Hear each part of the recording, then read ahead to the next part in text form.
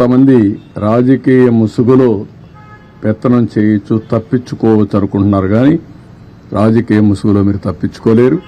ఇష్ట ప్రకారం చేస్తే ఎవరిని వదిలిపెట్టాం. మొన్నే గుడ్లవల్లేరులో మీరు చూశారు. ఏం మాట్లాడారండి మీరు? మాకు సిన్సియారిటీ ఉంది. అందుకే నేను ఫారెన్సిక్ ఎక్స్పర్ట్స్ అందరినీ తీసుకొచ్చి నేషనల్ లెవెల్లో ఉండే మేధావులతో అందరితో పెట్టి, ఎక్స్పర్ట్స్తో పెట్టి కేసు ఎస్టాబ్లిష్ చేస్తాం. తప్పు చేశారని తెలిస్తే ఎంత పెద్దవాడున్నా వాడిని వదిలిపెట్టాం.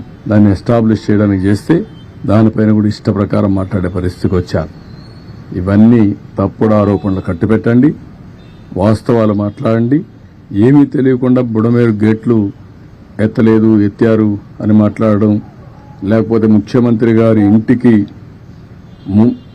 ముంపు గురి కాకుండా ఏంటంటే గురి అయితే నీళ్లు వచ్చాయి, వస్తాయి, ఏమైపోతుందండి? అందరి ఇళ్లకు వచ్చాయి.